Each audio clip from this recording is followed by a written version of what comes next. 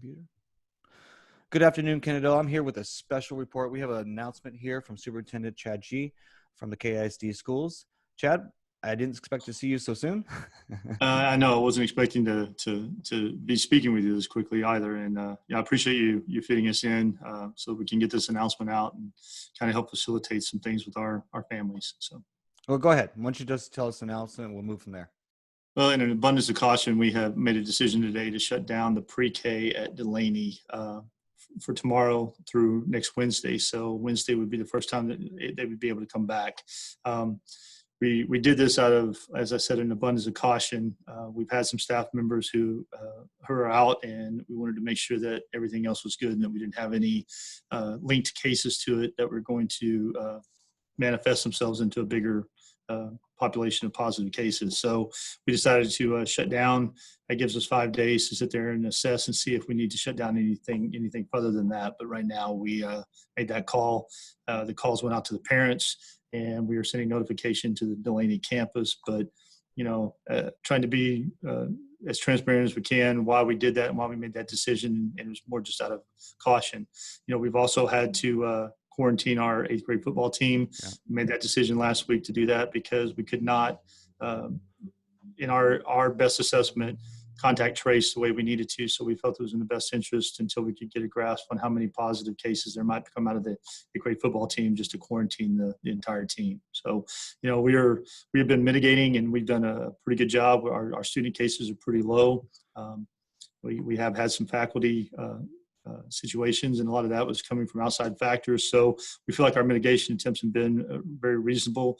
We also instituted the mask requirement last week or earlier this week, just to sit there because of the increase in tick and things that we're seeing throughout the nation and throughout the world. Honestly, yeah. I've been you're seeing it in Europe now. They're shutting their schools down, but yep. We're just trying to sit there and do all we can to sit there and make sure that we can stay open as long as we can. So. Okay, and so the reason why you're being so selective is because the teachers are the ones that maybe contracted COVID. And I hate to say that because it's or they're quarantining because they've possibly been exposed. Possibly and okay, better way to numbers. Yeah. Sure. And that's the thing. I mean, they're having to quarantine sometimes because they may have been exposed somewhere else, and those are the issues that when we do our contact tracing, which I feel very confident Mike Holguin is doing a great job with our staff of doing the contact tracing and working with the Tarrant County Health. And, they've even commented that, they think that we're doing a good job with our students and, how our protocols that we're going forward with whenever they're symptomatic, that we move them out. And once again, I'm going to say, keep screening, self-screening at home. And, if you're feeling ill at all, do not come to work or to school and to make sure that those mitigation factors are in place. So, and that's really kind of where we are. So. Well, I know as a parent, I've been getting almost every day now, for the last 2 weeks, is an alert from either Delaney or the junior high, which is where my kids go, about, one case and the explanation. So I know the communication has been there, and I know you have a lot of safeguards because we've gone over that several times before. But in this case, there is, a high risk. So you're just kind of shutting off faucets basically to ensure that we did sorry, Jeff. Go ahead.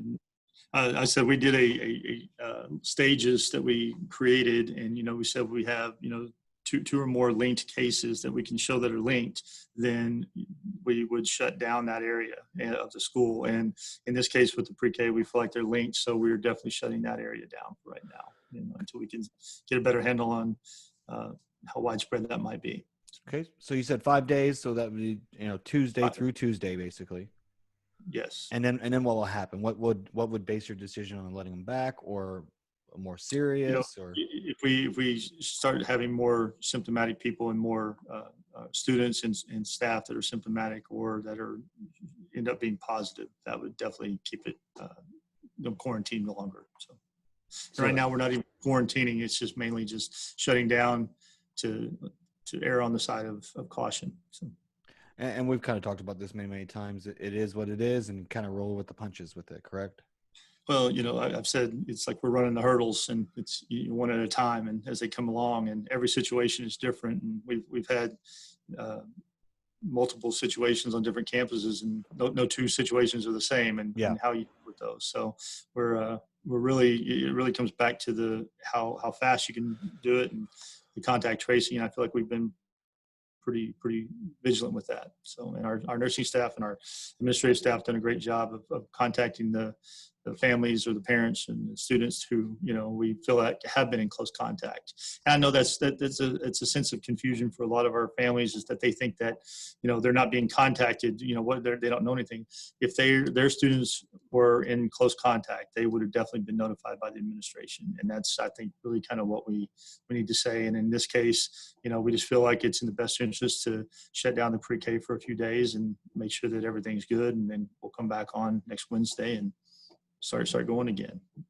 So you had mentioned obviously that the schools are shut down in Europe, and yes, they are, for those who are not getting world news, because it's actually extremely hard to get world news right now for whatever reasons going on. But Europe's going through a huge second wave, started in Great Britain, has kind of moved through Europe now. And if you look at the timeline, approximately when we started getting that first wave, which was, approximately about a month or so after Europe and Asia did. So, and I know that in Tarrant County alone, and we've had this knowledge for a couple of weeks because I've been insider there, that there has been an uptake on testing, especially over the weekends.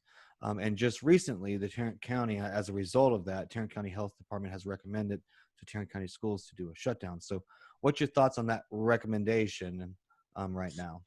I don't think that we're in the mindset that we're ready to shut everything down again. That's not our mindset at all. We're just really trying to mitigate and keep it to minimal so that we can sit there and stay open. I don't think that our state leaders have any desire. I don't think our national have any desire for us to sit there and shut down schools. And I don't see anybody at that level making the call at this time to shut down schools. I think we're going to keep doing what we're doing. I think we've got a good plan in place. I think we've got good mitigating factors in place that we're trying really hard to sit there and, make sure that everybody's adhering to sit there. And, I really think that that's what everybody needs to understand. The more you help us, the longer we're going to be able to keep our schools open, and the more cooperation we get from everyone. If you're not feeling well, don't come to school, plain and simple. And, you do that and you stay at home for a little while and it's just allergies, and you go to the doctor and you make sure it's allergies, and you come back to school. That's great. You don't feel good and you go get tested, and you have it. You've been out and you stayed away from everyone else, and that helps us mitigate. And that's the reasoning behind what we're doing. I don't think we're in anywhere near the mindset that we're ready to shut down our schools. So. And we've talked about this before, and you and your staff and on all schools have done, over due diligence to ensure the safety of our children. But it really does come down to us, the parents. We're the first line of defense for you. Most definitely. So we got to have everybody's cooperation. So as parents, we should check temperatures every morning. If there's any symptoms, or this even say, hey, I just feel even remotely whatever, just keep them home. They have their laptops. The older kids have their laptops at least. And just be safe. Sorry, they won't be counted absent. We've talked about that before. If they have their laptops, they can just log in and still do their work and still be counted there. So there's definitely a lot of fail safes, I think, that you guys set up in the ISD, and I have nothing but compliments for it. Well, I appreciate that. And, that's, we put a lot of thought into it. And, one of the things that you kind of just touched on is that seamless transition. Back in the summer, I was talking about, we want this to be as seamless as possible, because we don't know which staff will be out. We don't know which students will be out, and them moving back and forth between being in class or being in person or being virtual. We wanted it to be as seamless as possible. And I think we actually have accomplished that. So. Okay. And just one final question from the alumni around town. We're still having a football game tomorrow, right? For our homecoming? It's a homecoming. It's a big game. It's not only a homecoming, it's a championship game as well. That's the thing. You don't only have a homecoming on your championship game, but unfortunately, the way everything fell, we didn't really know when we were going to host a home game to have a homecoming. So this was the first opportunity. They announced it, and it just happens to be the championship game also. So we'll definitely be there. So any other final thoughts before we sign out? No, I just appreciate you really helping us out and facilitating this meeting so that we can kind of get the word out. Once again, we're not trying to spread panic or fear. That's not the goal. We really are just doing it out of caution. We really are doing it out of caution. I know it's not convenient for all the families. that has always been one of my biggest concerns is that, our families need to work and they need to get back into their jobs and back into their routines. And school is a crucial part of that. And we understand that. So it's not our goal to sit there and put our families out in any way. That's not our intention. It's just we're going to err on the side of extreme caution to make sure that we're in good shape so we can keep our schools open. So. Well, I know it's important to us parents that that's important to you, but even more so the safety of all the children and the staff, our teachers and stuff like that. I'm sure that's way more important in our book than that. Well, it's predetermined everything that we're doing, that we've had to sit there and take into consideration. And, when we made the call back in March, we had no idea what we were dealing with. And we've been systematically just dealing with it since that time. And it's been continuous and nonstop. So you should write a book. I always say I'm going to write a book when I retire, but add that as one of the chapters. This could be a whole book itself, I think. So anyway. Well, you have it there, Kennedale. There's the announcement. If you have any questions, please reach out to Delaney administration or the KISD administration. I'm sure they'll be more than happy to answer any questions you have with that. We're still having the homecoming game, so if you want to show up, you must buy those tickets online. And that's, again, for that skip tracing, so they can, if there is an outbreak, they don't have to shut down all the schools because they couldn't trace who was at the football game. Most important game for us. And in the meantime, for your pre-Kers, just stay home for 5 days, and we'll pray for you, and we'll see you next Wednesday. And don't forget, later today. Oh, go ahead.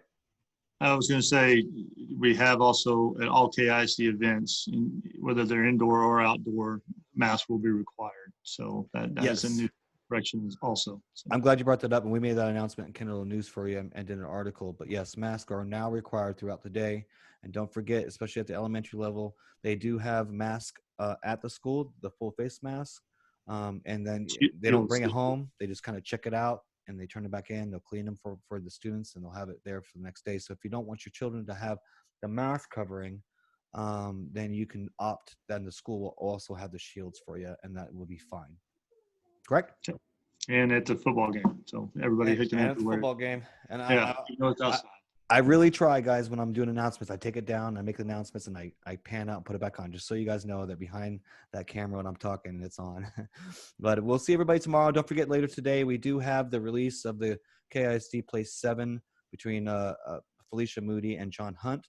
And let me tell you guys, it's taken me so long to upload this today because it was an hour and 50 minutes long. We had a lot of information. It was a great discussion. So don't forget to check that out later tonight and in the morning. And thank you, Kennedale. We'll see you next time. Thanks, Chad. Thank you.